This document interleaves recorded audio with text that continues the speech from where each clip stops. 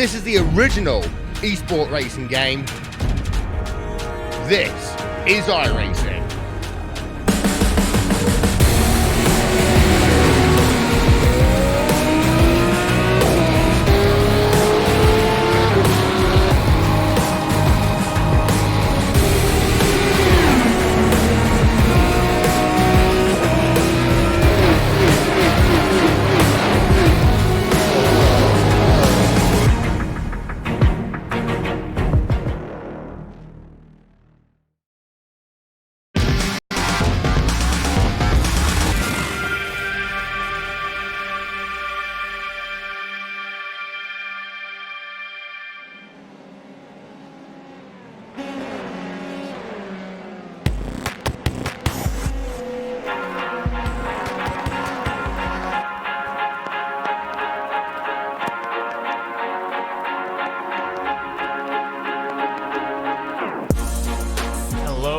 Hello everyone, and welcome to this week's edition of RaceSpot TV Friday primetime, streaming live on RaceSpot TV and on the iRacing Esports Network as well.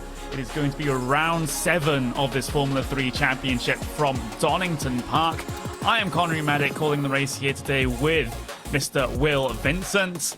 Hello, how are you doing? One day, in about 5 years' time, you're going to call me Dr. Will Vincent.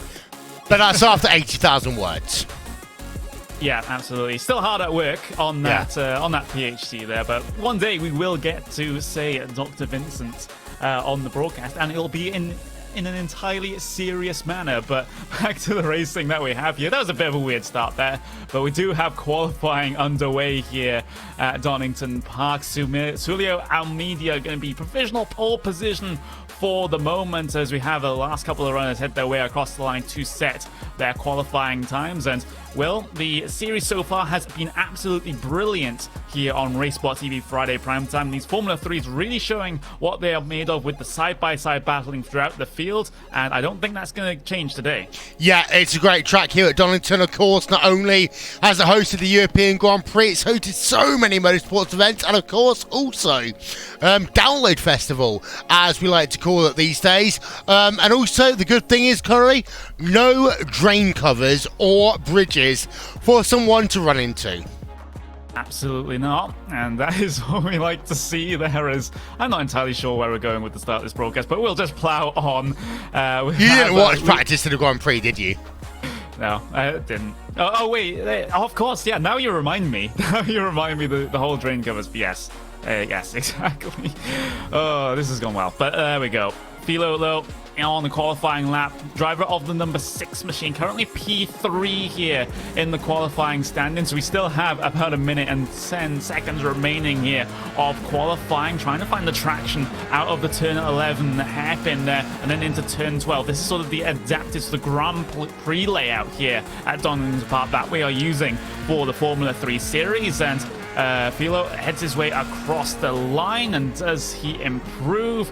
Still stays in P3 after going about 1/10 of a second slower than his previous qualifying lap. Yeah, and it's worth noting that Almeida has got himself about 1/10 of a second advantage, shall we say, over 4th, 5th and 6th, but it's very close up front here today, Connery. In fact, I would say it's the closest qualifying we've had all season long. Yeah, very, very close at the front of the field. Just 1.5 of a second separates pole position from second place on the grid. And we'll actually go ahead and show you that grid right about now. So it is Almeida pole position with Julia Pros Albert joining him on that first row of the grid. Then it's Luis Gonzaga Filo there in P3 with Derek Isser lining up P4 here this evening, with Christoph Herbingo P5, with Cody Stout lining up in that 6th place position.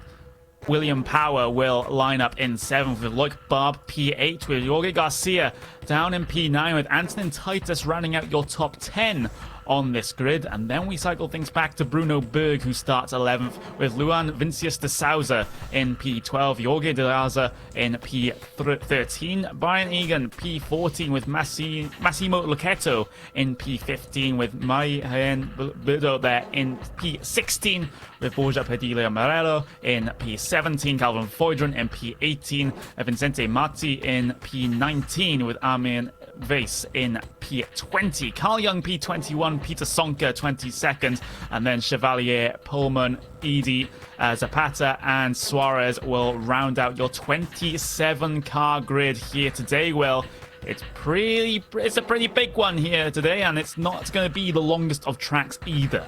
No, and it's also worth noting, Connor, you mentioned a certain William Power.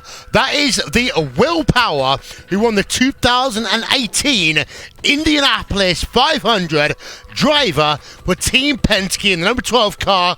Also, probably one of my least favourite drivers in IndyCar, but let's not talk about that. Well, let's just see how he does today. We've got just under a minute to get ourselves started here, as that is the time allotted for drivers to get themselves to that starting grid. And I will say, Connery, if you're going to talk about that, he was actually on NBC America and also on Dale Jr.'s podcast the other day. Will Power was saying he doesn't actually drive an IndyCar in season. He does, however, drive the F3 car quite often. So this is actually Will Power's kind of relaxation before he gets himself towards the month of May. Absolutely, the engines will rev, then green flag and green light will show as the drivers will storm themselves down to turn 1 for the first time in this round of the Formula 3 Championship, and it's going to be Almeida still holding at the front of the field. Fantastic start for him. Albert has to slot in behind. No dramas coming through turn 1 or even the first sector just yet. Into the Craner curves, turn 3 and then up to turn 4 of the old hairpin. Everyone line astern, a bit of jostling for position further back in the field, though. The number 9 of Bruno Berg has lost a lot of time and is in the process of losing positions as well. Yeah, we also have a battle going on for third place on track right now, Conway. That was going on between Philo and Issa as they work themselves through the middle section of this racetrack. They settle themselves down. One thing that really impresses me, though, all 26 drivers have made it through the first half a lap. No major incidents.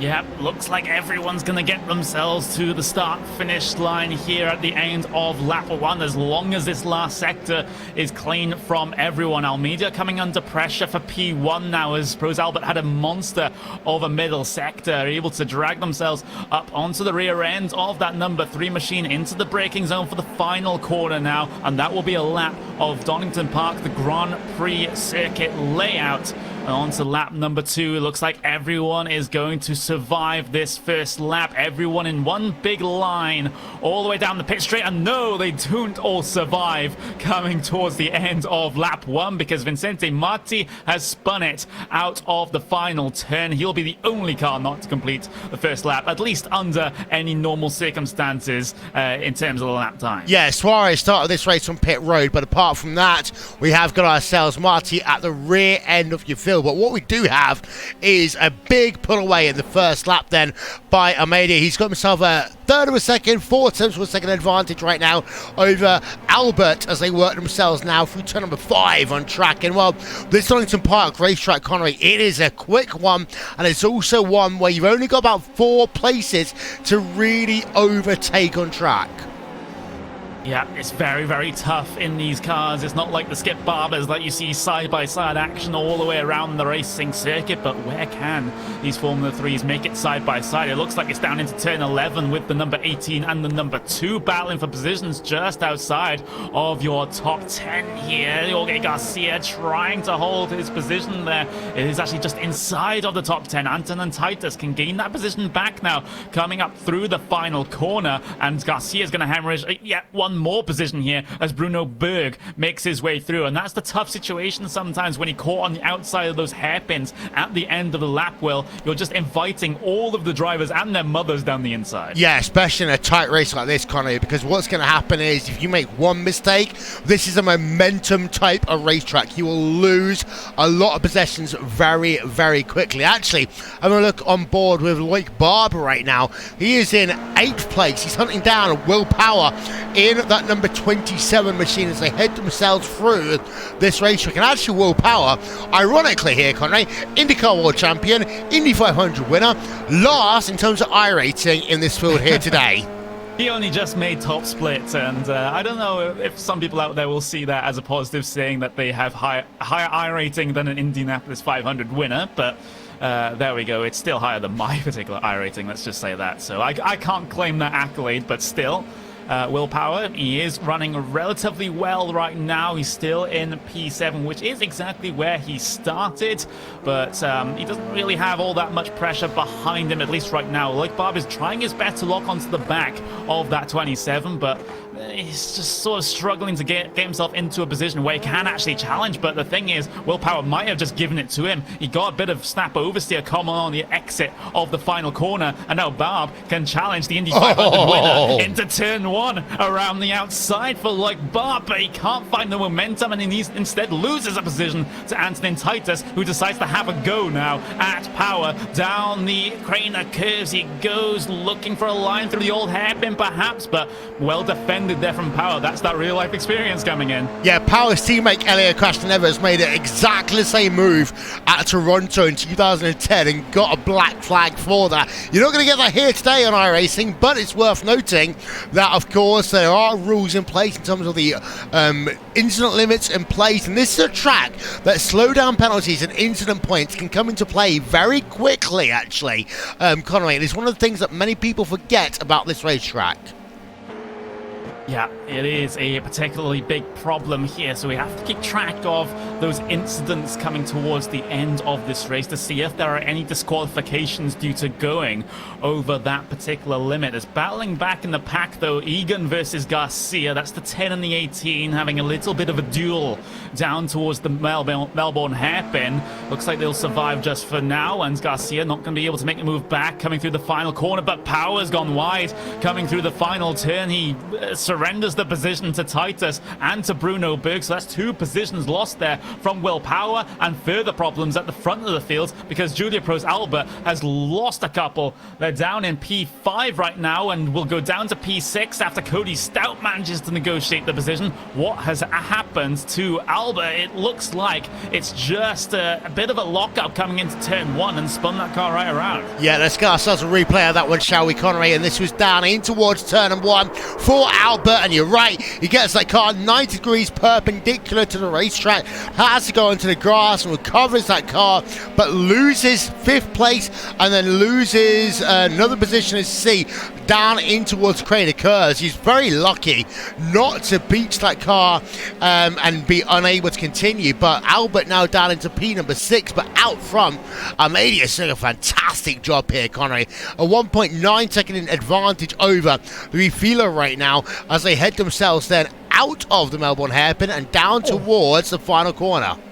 Power making the power moves down at turn 11, makes it look easy down the inside of Bruno Berg, but Berg has the opportunity to come back on him, dive bomb down the inside, and he spins himself in the middle of the corner. That was overly optimistic there from Berg. Power actually had to take to the grass on the outside of that final turn, but I think Berg just sort of tried to give Power some of his own medicine, but failed miserably. Yeah, let's get ourselves a replay then on board and up and above, and you can see Power just being pushed wide there down at Goddard's hairpin as they work themselves through the final corner. Power able to get back on track, not as good for Berg behind. He's fallen all the way down to 15th place.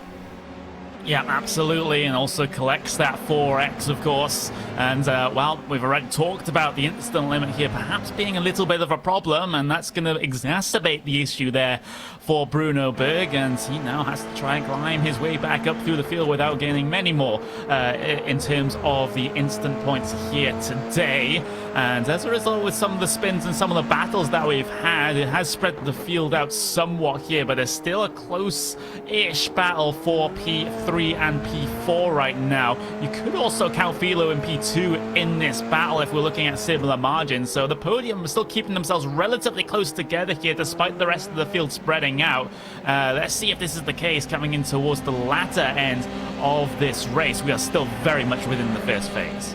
We are, as we're completing, well, lap number 6 onto lap number 7 now in this event. And, well, it's kind of calmed down P2 to P3, but Derek Issa right now is putting the pressure on Christophe Herbinot. And, of course, Herbinot's been good all season long here, Connery, but he's been outclassed in qualifying and the first third of this race. Yeah, he has, and let's see if he's able to gain the sort of momentum back here in terms of the race pace. Christophe Herbinot currently in P3, starting to get a little bit concerned about the driver of Derek Issa that's currently situated right behind him on track. And Issa, well, if Interlagos is anything to go by so far this season, then he is one to stick in his nose in every which way, but he's not in a position to be able to do so just yet. Yep. As Derek Issa, he's looking close here, Connery, and as they work themselves from the Melbourne hairpin once again, you've got to remember, this ain't Formula 1 cars. You're not going to have yourself DRS, energy recovery system, every single moment of the racetrack. These drivers are going to have to work for it. Issa, a little bit of snap over spear in towards that final corner, the god-ass hairpin down at turn number 12, as they head themselves down towards Redgate once again. Issa really needs to get good ones for the crane of curves and maybe try and make a move into McLean's or into the S's this time around. Yeah, those are the sort of places on the track where he might just try to gain an advantage and try to slip one down the inside at the old hairpin, but that one's going to be rather unlikely. It is quite a high-speed corner to be able to negotiate those sorts of moves, but Issa definitely looks to have the pace over Herbinot at this stage of the race. Up towards turn 7 now, start to climb up the elevation here, up towards Coppice Corner once again. That inside apex is slightly blind. You don't really see it until last minute, but it's not a huge problem if you give that one a miss. The track is so wide coming through there. Issa, though, not able to have the momentum down the back straight to be able to challenge down into the chicane, but this last sector is where most of the passes have been made so far, and I don't think that's going to change either, but Issa still trying to make those inroads. Yeah, and also behind, we've had a couple of people trying to make moves, but what we've seen here today, Connery, is actually overtaking is at a premium. So the key thing right now for drivers is to start managing their tyres. They cannot afford to put too much energy into it right now. As we see, again, second place, third place going on right now. Herbinot looking to the outside and towards Redgate. He's alongside through Redgate, and actually he will get the run as they come down into the S's, and Herbinot looking for second place. Yeah, Philo outside for the next apex, becomes the inside for the old hairpin, but can Herbinot just commit to the outside coming through the old hairpin? He can't. He has to fall back in line. Issa's trying to pick his way through this one as well. He now senses an opportunity up and towards turn 7, but the nose is cut off because Herbinot, what a move around the outside at McLean's corner. That was absolutely pitch perfect. Battling behind though, but oh, there's a car spun across the apex. That's Julia Pro's Alba. Things go from bad to worse for the driver of the number 1, but what a move from Herbinot. Yeah, let's get ourselves another look at that one, shall we, Connery? And this is from our aerial coverage brought to you by And1 Design, and put this one in the iRacing Top 10 for April 2019. Herbinot round the outside, down into turn number 5. Fantastic move, but then what you're going to see is Issa just losing that car. Actually, it wasn't Issa, it was Albert losing that car. And there you can see the number 1 machine, highest iRacing driver into this event, down to P number 6 once again. Yeah, that is a huge issue. Oh, Sonka! Mixes up. Go on. Yeah, sorry, Zonka just had a moment. We're going to get ourselves another look at this one, but Peter Zonka was battling with Carl Young. He's standing 13th place on track, and Zonka just locked that brakes up. That was like Vettel and, what was his name, Verstappen down at China last year, really. And Zonka somehow, however, able to make the move, and then goes to the outside. I think he gives the position back almost to the full car. No, he doesn't actually, Connery. He decides to run it around the outside. Zonka using the outside line well in 2 corners in a row. Oh, they come together again on the live pictures. That's Peter Zonka and what is going to be the driver of Calvin Foyderant. Tangle in the corner, curves Foyderant, that goes for a wild spin through the grass, through the gravel trap as well, but thankfully no walls at that part of the circuit for him to get caught up in, so he can get himself back going, albeit a lot of time lost. But Will Power and the car of Lucatello, they are battling, coming down into the turn 9 and turn 10 chicane. And that's William Power not going to be able to come out on top of that particular battle. So the iRacers here on this service really giving one of the IndyCar drivers a bit of trouble. There's contact, and that's Will Power. Will Power has been disqualified from Race Sport TV Friday primetime. I never thought I'd get to say that. Yep, but we're going to do so. Will Power, and there he is. He's gone. He's out of this race. And well, yeah, Connor, you're right. We never thought we'd see Will Power, A, in a Race Sport TV broadcast outside of an IndyCar race, but B, disqualified less than halfway into this motor race. Yeah, but you know, if you said a couple of years ago, I would say that exact phrase, that I basically wouldn't have believed you. But there we go. Well, go back to running the NASCAR race you want to run, Will Power. You talked about it on Dale Jr.'s podcast. Go run a 1.5 miler. Go on. We see some weird things here on Race Sport TV sometimes. Like Barber, P number 7. He's just made himself that move there, Connery. He's got himself past Antonio Titus. So we have got some racing going on. Like Barber is actually up 1 position. Yeah, Titus looking for the move back into turn 11, but not going to have the overspeed required down into there to be able to make anything happen. We're going on to lap 12 of this event, and it's Almeida at the front of the field, just completely checking out at this stage. 3 seconds separate him and P2, and P2 is completely and utterly undecided right now, with 4 drivers in the running for the 2nd and 3rd steps. Yep, as now the battle is out for 3rd and 4th place. Actually, 2nd, 3rd, 4th, and 5th here are in the mix right now. We're looking at this battle, and you can see all 4 of these drivers in the mix right here. Christophe Herbonneau, Louis Filo, Derek Issa, and Cody Stout all battling on it. I want to keep an eye out, though, on Cody Stout on the number 17 machine, because he's been sat there running inside your top 5 all race long, Connery, and I think he's just been managing his tyres and done a fantastic job in this race. I think he's going to be a person to look out for in the latter stages. Yeah, that car can definitely come alive if he's sort of put it into conservation mode from the outset. He'll have a lot more of a healthy car to be able to challenge at the end of this race. Let's see if that one happens. It's a little bit of a sketchy situation, though, down into turn 11, for at least for the 2 cars at the front of this particular train. Herbingo, at least to me, he's obviously pushing and trying to pull a gap over the rest of these drivers, but he's just not able to, and now he's taking a little bit too much out of the car, I have to argue, because he's the one that's been locking up the most out of all 4 of these. Yeah, as we want to keep an eye out on this, because this is the best battle we've got going on track. Also, worth noting, Cody Stout has got a Race Sport TV logo on the back of his car. That means, Connery, 2 tenths of a second faster per lap.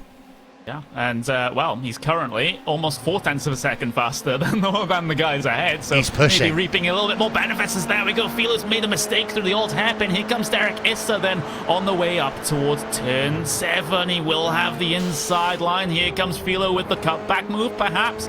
Not able to get enough speed mid-corner to be able to make that one happen. Looking up to turn 8 now, and he's still going to be behind. Cody Stout perhaps now senses himself an opportunity now, after being relatively quiet earlier on in the race. maybe now is the time where he's going to make all of the moves required, but it's a bad run through the chicane. It will not allow him to make the move, but the thing is, Philo looking for one back over Derek Issa outside for Melbourne, and not going to be able to complete that one. So this trio fighting has allowed Herbingo to get away finally. Yep, as we're on board of Philo right now. Almedia's lost 1.5 seconds. Wow, so what's up? Yeah, last time by, a 120.7 there for Almedia. Let's put the lap gaps up there, Connery, because he did lose about 8 tenths of a second to Herbingo last time round. Remember, Herbingo has been in this war for 2nd, 3rd, 4th, 5th in place on track. So, Almedia, has he pushed that car too early? I was going to say, one thing I love about open wheel cars is we are entering, in a couple of days' time, the month of May, Connery. In my opinion, the greatest month for all open wheel cars, not just IndyCar, but for Formula 1 as well. Of course, they've got the Azerbaijan Grand Prix coming on this weekend. They've then got the Monaco Grand Prix in a month's time. Got the Indy 500, but it's also when all of the Formula 3 championships around the world really start kicking into higher gear, and this is why I love May, because it's open wheel frenzy. I'm sure everyone's going to know about it throughout the Race Sport TV broadcasts across this month. That's definitely a given. But you know, maybe if Will Power is in a couple more races, maybe we'll get to talk about that one a little bit more as well. But yeah, the guy that's just got disqualified from this race, that's who. But there we go. Cody Stout looking to try and make the moves over Julia Pro's Albert here, and that's actually a position lost there for Cody Stout. So that's Albert trying to make their way back through the field after the couple of mistakes that they have made. It seems like Cody Stout can't get that chicane towards the end of the lap right at all. That's where he's losing pretty much all of his time. Yeah, he is. And I think one of the things about this racetrack is, Connery, because you have got some straighty bits on there, but you've also got the twisty section down at sector number 1. The car here, you do have to try and figure out the balance of the race car, and that's what makes this track so interesting. It's not a case of just plonk a setup on it and go racing. It's about managing the tyres, managing the downforce. It's a bit like Brands Hatch, actually. I think Donington and Brands Hatch are very similar in some ways compared to the other UK racetrack, where you've got to find that balance to the race car. But we are continuing to look at that battle for 3rd, 4th, 5th, 6th place on track behind. I would say not much else going on unless you want to have a look at Marty versus Zonka. That is for P number 15. Yeah, so battles happening deep in your pack right now, and well, it's not even all that much of a battle anyway. Zonka still comfortably a couple of tenths of a second ahead of Vincente Marte there in the 25 car, so that is what's happening further down the field. But like you said, this battle at the front of the field is only going to get a little bit more spicy as those cars get themselves later on in this race. Philo now starting to find a little bit more behind the wheel of that car. Does lock onto the back of Derek Issa now coming through that first sector, and Herbingo definitely checked out in terms of his chase of your race leader, so he's breaking away from this pack, and now Philo and Issa, they might just have room to battle here if Philo can get himself into a position where he can challenge. Yeah, we're on board of Philo right now. Last time by, he was 0.04 of a second faster than Issa, but he's still within that dirty air, that half-second window. So he's really got to try and make a big move into one of the 2 hairpins or the S's on this racetrack to get himself a little bit further closer to Derek Issa. So Philo right now, and actually let's not forget here, Connery, your top 4, they have been in an interesting situation all race long. We're going to actually show you on the left-hand side of the screen the movers and shakers, and Herbingo, of course, up 3 places, Issa up 1. Philo is down 1 in this race so far, and Philo gets a huge lock of oversteer from the Melbourne hairpin. He's able to hold it together and able to challenge another day. A missed apex coming through the final corner for Derek Issa, so that's a little bit more time lost there to Philo, so he can get himself maybe a move into turn 1, follows in the draft, or a little bit tentative on the brakes there, almost goes into the back of Derek Issa. Very close now, coming up through this first sector. Philo can just sit within that slipstream and draw himself very close. He's going to go for the move, perhaps into the old hairpin, but no, not brave enough to do so just yet. We still have about 6.5 laps to go. Plenty of time for Philo to make this move. He doesn't have to rush. Yeah, he doesn't. But Herb, you say you don't have to rush here, Connery. When you say that, you forget that this race only lasts about 35 minutes. So you have to get the move on compared to some other forms of racing. For example, the VRS GTR Racing World Championship. But Philo has got to really start digging down here, because you don't want to be running behind a driver for too long at this racetrack. As they come down to Melbourne, I was going to say that Philo is as close as he's ever been, but he's not actually, as they come down into the braking zone. Yeah, took a little bit too much out of the chicane last time around, so that's going to be where the time is lost for Philo. There's a change of position further back, though, because Cody Stout has...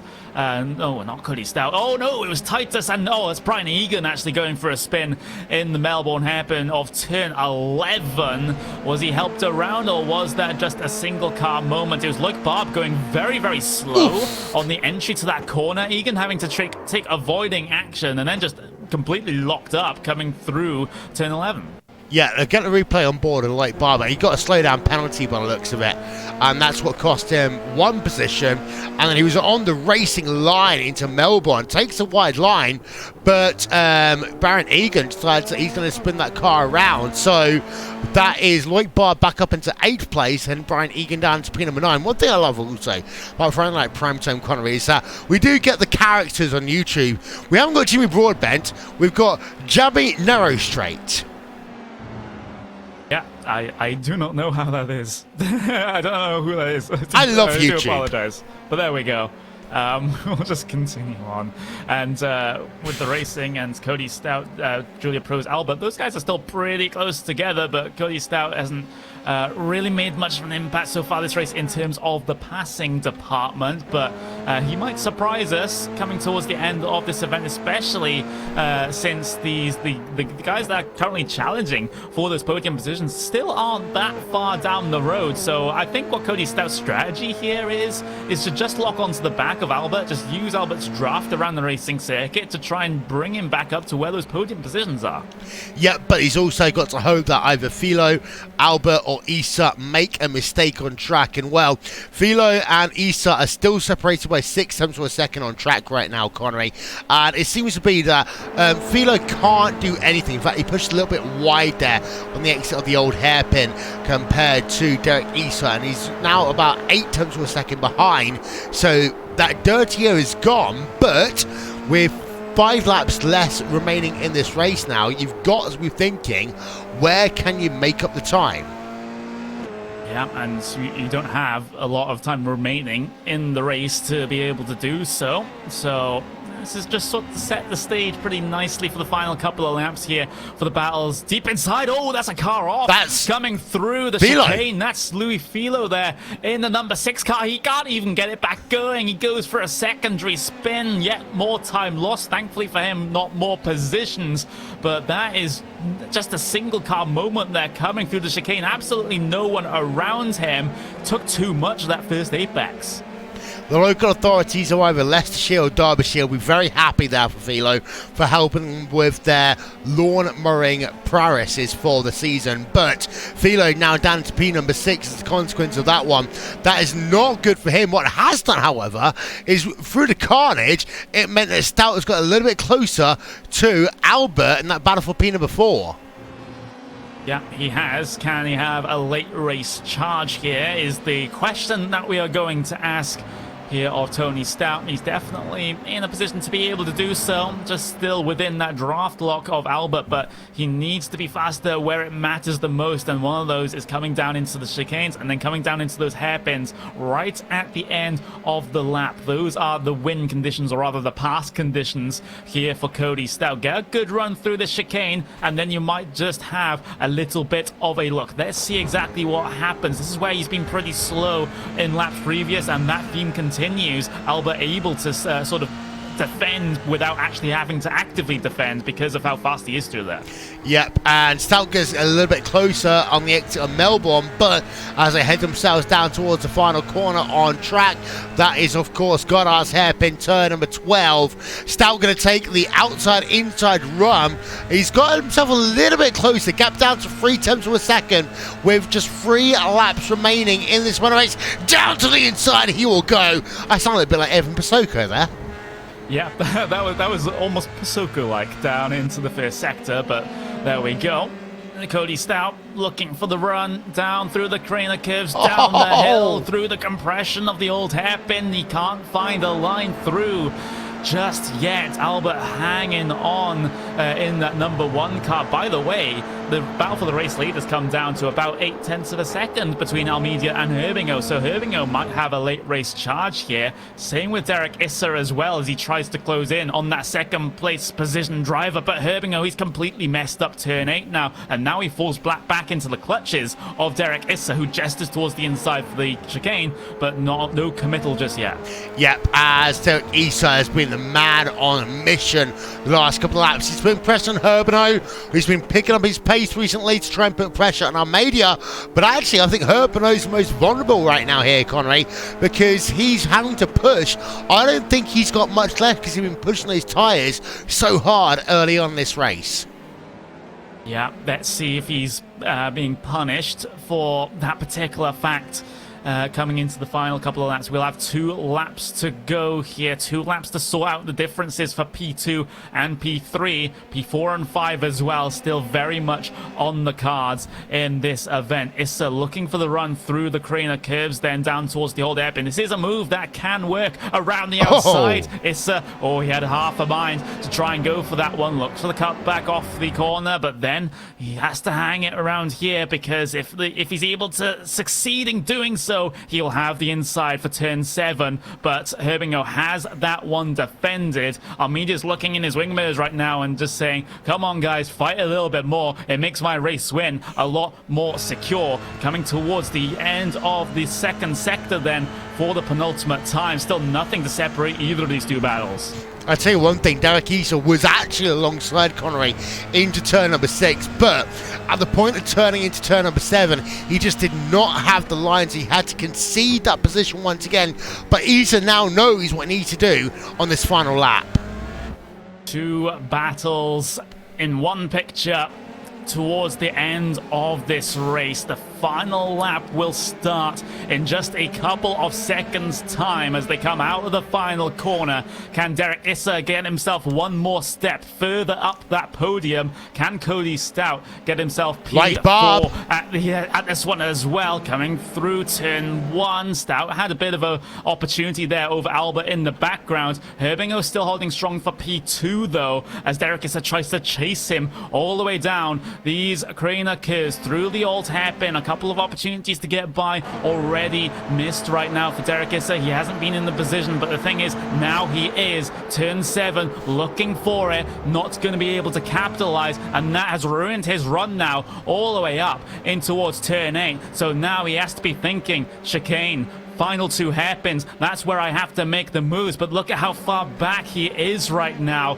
That is not what you want to see if you're Derek Issa. Coming through the final chicane then, can he get the monster run required? It looks pretty good, but it's too far away. I have to feel the race leaders dropping back into this one as well, but I don't think it'll be enough. But here comes Derek Issa. Herbingo's made a mistake coming through the Melbourne hairpin. They'll take the battle up towards the final corner then. Derek Issa coming into this one. There's Albert being punted across the apex there. Coming into the final corner. Herbingo will gain P2. Almeida will win the race. And now Cody Stout will actually get himself up into P4. Can I get a replay, Connery? Go on. Let's get ourselves a replay, because that was a fantastic last couple of moments there here in this motor race. And it all started with Issa versus Herbingo, and that was getting really close. The same thing, actually, that Issa did the last lap down into turn number 6 and 7, getting close, but not able to take the inside line into turn number 7. What we actually want to do is go back to Albert, because this is where we have ourselves that moment on the last lap of the motor race. Here is that number 1 car. He doesn't get punted. It looks like he just gets that rear end of the car stepping out a little bit in towards Melbourne, then into the final corner. Into that final corner, gone as they come, turn number 12. He just locks up under braking and loses the position there to Cody Stout. Stout goes up into P number 4 on the last corner of this motor race. Yeah, very opportunistic there. That's Albert just making yet another mistake in this race, and Well, right at the end, it does cost another position, so Cody Stout up into P4. But what a run, though, for Suelio Almeida, taking away pole position and also taking away the race win as well. It looked rather shaky coming towards the end there as he was losing more and more time, but he's able to hold on for a second margin right at the end there, Will. Yeah, he doesn't get fastest lap, unfortunately, here today, so he can't get the trifecta, but for Almeida, he's been dominant, basically, Connery, since the first part of this motor race. We only had, by the way, 3 retirees from this event. One of those was a non-starter. That was Suarez, the number 20 machine. Declan Adey out in the number 26 machine. He finished in 26th position. And then you had yourself, actually 2 people out after that. Jorge Garcia and Will Power, your biggest loser in the field here today, was your 2018 Indy 500 champion. Yeah. Going to be losing a bit of iRating for that one as well, so he's going to have to work a little bit to try and get himself into the top split for next week. That one just has to be said, but yeah, Almeida, looking at the race results, takes the race win from Herbingo, from Derek Issa, from Cody Stout. Those are the top 4 cars that were battling so fiercely at the end there. Count Julia Alba in that one as well. Louis Filo, issues towards the end of the race means he finishes down in P6, as he was one of those cars that could have easily finished within that podium sort of sector right at the top of the standings. Antonin Titus, with a bit of a active race, shall we say, finishes in P7 after starting 10th, with Loic Barb in P8, with Brian Egan P9, and Bruno Berg finishing inside of that top 10. Marie-Helene Boudot will finish in P11 with Luan Vincius de Souza in P12. Massimiliano Lachetto in P13 with Vincente Marti in P14 with Viz in P15. Sonka 16th, Young 17th, Chevalier 18th, Zapata 19th, and Morero in 20th. And then Will Pullman, Jorge de Yaza, Calvin Foydrant, Will Power, Jorge Garcia, Declan Edey, and Agus Suarez. That latter not taking the start there brings us down to 27 cars here today. Well, that was a rather interesting one there, Will. I think that's probably the only word that I can just use to describe it. Yeah, I agree. Interesting here. And Donington does that. I mean, we didn't see so many slowdowns because, of course, these cars, they've got a bit more ride height, a bit more horsepower than we see in the Skippies that often we see in Donington Park. But it's been an interesting race. He's had some thrills, we had some spills, had a couple of drivers disqualified from this race. But actually, one thing we didn't talk about too much is our media was able to hold on to that lead despite a couple of incidents. Yeah, and that is just the benefit of having that very early race buffer of a couple of seconds back to the rest of your competitors. It just gives you a little bit of leeway just in case things go a bit wrong. You miss an apex here and there, you mess up an exit and go onto the grass. As long as you hold it together, you still are going to be in the race lead, and that is a very comfortable position for a lot of drivers to be in, and has resulted in Almeida coming away with the race win here today. And it seems like he has quite a few fans in the chat. He does. Of course, tomorrow, Connery, we got ourselves the Porsche Esports Super Cup, which is going to be coming to ourselves from OHIO, good old-fashioned Lexington, Ohio. And the big thing about tomorrow is it looks as though one of our drivers have handed in their license and they've walked away from the series. Tune in tomorrow to find out who that is. I'm not going to spoil it right now, and well, some people might know if they talk to a couple of the drivers that are in that Porsche Esports Super Cup. But yeah, some breaking news coming towards the start of that particular broadcast coming tomorrow afternoon.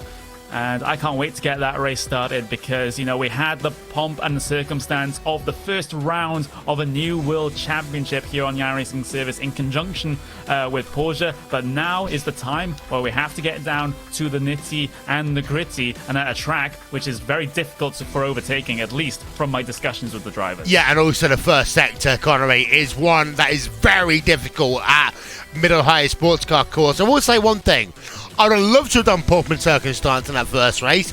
I also would have loved to have seen what Porsche would have thought if we actually did do pomp and circumstance in that first race. Maybe. I'm not sure. Maybe we just have some surprises lined up, and we will get to see them perhaps a little bit. We later. are talking to Alex people Simpson out. and Brenton O'Brien, though, tomorrow from the Apex Racing team.